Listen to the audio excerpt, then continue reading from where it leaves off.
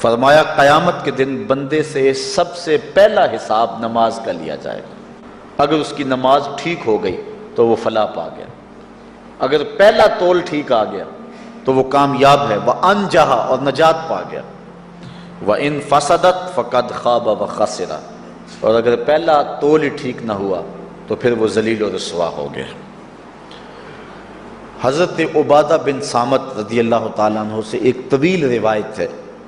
وہ کہتے ہیں کہ حضور علیہ السلام نے مجھے 7 چیزوں کا حکم دیا، مجھے وصیت کی کہ ان 7 کاموں کو کرنا ہے۔ ان کے اندر جو دوسری چیز تھی وہ حضور نے یہ ارشاد فرمائی، وَلَا تَتْرُكُوا الصَّلَاةَ مُتَعَمِّدِينَ فَمَنْ تَرَكَهَا مُتَعَمِّدًا فَقَدْ خَرَجَ مِنَ الْمِلَّةِ کہ جان بوجھ کے کبھی نماز نہ چھوڑنا، جس نے نماز چھوڑی وہ ملت اسلامیہ سے نکل گیا۔ اور حضرت معاذ بن جبل رضی اللہ تعالی عنہ سے بھی ایک طویل روایت ہے کہ حضور نبی رحمت صلی اللہ علیہ وسلم نے ان کو 10 وصیتیں کی تھی حصول برکت کے لیے۔ یہ ساری حدیث میں آپ کے سامنے رکھ دیتا ہوں۔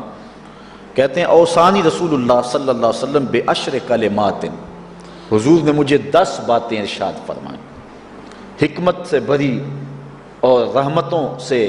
بھری ہوئی ایک ایک بات ہے، ان کے بول بہاروں جیسے اور اصحاب ستاروں جیسے۔ تو اتنا خوبصورت کلام، لہو خورشید کا ٹپکی اگر ذرے کا جگر چیر۔ حضور نے 10 باتیں حضرت معاذ بن جبل رضی اللہ تعالی عنہ کو بطور وصیت ارشاد کی۔ کہتے ہیں کالا، حضور نے مجھے کہا، ارشاد کیا، لا تشرک باللہ شیئا وَإِن قُتِلْتَ وَحُرِّقْتَ اللہ کے ساتھ کسی کو شریک نہ ٹھہرانا، اگرچہ تجھے قتل بھی کیا جائے اور تجھے آگ میں جلا بھی دیا جائے، کبھی بھی اللہ کے ساتھ شریک نہ ٹھہرانا۔ دوسری بات حضور نے مجھے یہ ارشاد فرمائی، وَلَا تَعْصِ وَالِدَيْكَ وَإِنْ أَمَرَاكَ أَن تَخْرُجَ مِنْ أَهْلِكَ وَمَالِكَ کہ اپنے والدین کی کبھی نافرمانی نہ کرنا، اگرچہ تجھے حکم دیں کہ اپنے مال کو اور اپنے بچوں کو لے کے گھر سے نکل جا، تو کہا یہ کر لینا، نکل جانا، لیکن والدین کی نافرمانی نہ کرنا۔ تیسری بات حضور نے ارشاد فرمائی، وَلَا تَتْرُكَنَّ صَلَاةً مَكْتُوبًا مُتَعَمِّدًا فَإِنَّ مَنْ تَرَكَ صَلَاةً مَكْتُوبَةً مُتَعَمِّدًا فَقَدْ بَرِئَتْ مِنْهُ ذِمَّةُ اللَّهِ فرمایا اے معاذ بن جبل، فرض نماز جان بوجھ کر کبھی بھی نہ چھوڑنا، زندگی میں کبھی نہ ہو کہ تجھ سے فرض نماز چھوٹے، اس لیے کہ جس نے فرض نماز جان بوجھ کے چھوڑ دی، اللہ اور اس کے رسول نے اس سے اپنا ذمہ اٹھا لیا، اب وہ جدھر مرضی جائے، اللہ نے جو ذمہ لیا ہوا ہے مومن کا اللہ اٹھا لیتا ہے۔ چوتھی چیز حضور نے جو ارشاد فرمائی، وَلَا تَشْرِبَنَّ خَمْرًا فَإِنَّهُ رَاسُ كُلِّ فَاحِشَةٍ اے معاذ بن جبل، زندگی میں کبھی بھی شراب نہ پینا، ہر بے حیائی کی جڑ ہے اور بنیاد ہے شراب۔ پانچویں چیز کہتے ہیں حضور نے جو مجھے ارشاد فرمائی وہ یہ تھی، وَإِيَّاكَ وَالْمَعْصِيَةَ فَإِنَّ بِالْمَعْصِيَةِ حَلَّ سَخَطُ اللَّهِ کہا کبھی اللہ کی نافرمانی نہ کرنا، اللہ کی نافرمانی سے اللہ کی ناراضگی مول لینے والی بات ہے، اللہ تعالیٰ کی معصیت سے اس کی ناراضگی جائز ہو جاتی ہے، حلال ہو جاتی ہے۔ اور چھٹی چیز کہتے ہیں حضور نے یوں ارشاد فرمائی، وَإِيَّاكَ وَالْفِرَارَ مِنَ الزَّحْفِ وَإِنْ هَلَكَ النَّاسِ کہا جب محاذ پہ ڈٹا ہونا تو کبھی پیٹھ نہ پھیرنا، اگرچہ لاشیں جو ہیں وہ گر رہی ہوں اور لوگ ہلاک ہو رہے ہوں، سارے لشکر کے ہلاک ہو جانے کا ڈر بھی ہو، لیکن کہا معاذ بن جبل میں تمہیں وصیت کرتا ہوں کبھی پیٹھ پھیر کے بھاگنا نہیں ہے۔ حضور نے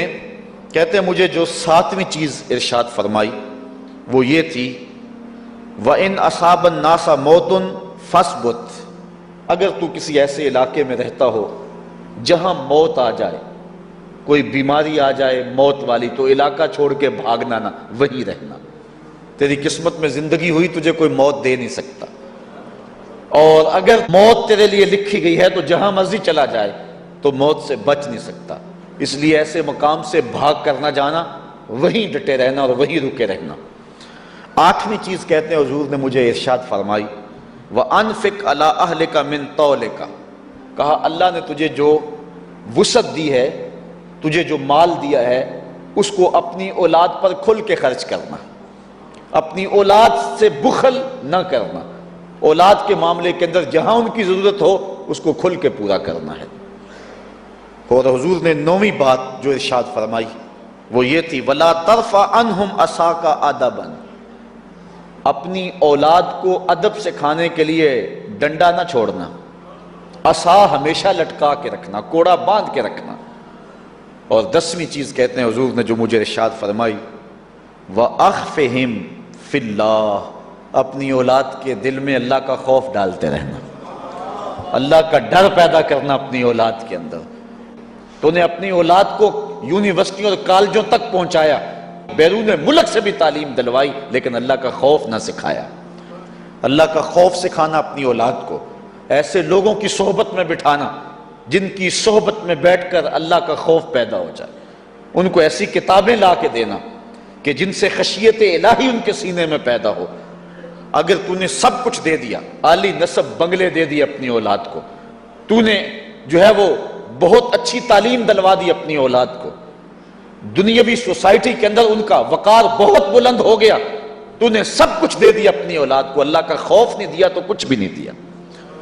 تو حضور نے جو 10ویں وصیت حضرت معاذ بن جبل کو کی وہ یہ ہے کہ انہیں اللہ سے ڈراتے رہنا، اللہ تعالیٰ کا خوف، ان کی خشیت ان کے سینے میں پیدا کرنا۔ اللہ اکبر۔ حضور کا ایک اور فرمان سنیے، حضور نے فرمایا کہ جو شخص نماز چھوڑتا ہے، ایک طویل حدیث ہے جس کا یہ حصہ ہے، وَكَانَ يَوْمَ الْقِيَامَةِ مَعَ قَارُونَ وَفِرْعَوْنَ وَحَامَانَ وَأُبَيِّ بْنِ خَلَف، جو نماز ترک کرتا ہے قیامت کے دن قارون کے ساتھ، فرعون کے ساتھ، حامان کے ساتھ اور ابی ابن خلف کے ساتھ کھڑا کر دیا جائے گا۔ جس صف میں اللہ کے دشمن کھڑے ہوئے ہوں گے، بے نوازی کو بھی اس صف میں کھڑا کر دیا جائے گا۔ کتنی رسوائی ہے، کتنی ذلت ہے۔ کوئی بندہ یہ گوارا کرتا ہے کہ مجھے اس صف میں کھڑا کر دیا جائے جس میں دشمنان خدا کھڑے ہوں، دشمنان رسول کھڑے ہوں، میری کوئی بہن، میری کوئی بیٹی کیا یہ گوارا کر سکتی ہے کہ اس کو حضور پہ کانٹے پھینکنے والی ام جمیل کے ساتھ کھڑا کر دیا جائے، اس کو حضور کو اذیت دینے والی عورتوں کے ساتھ کھڑا کر دیا جائے؟ نہ میری کوئی بہن اور نہ کوئی میری ماں اس بات کو گوارا کرتی ہے۔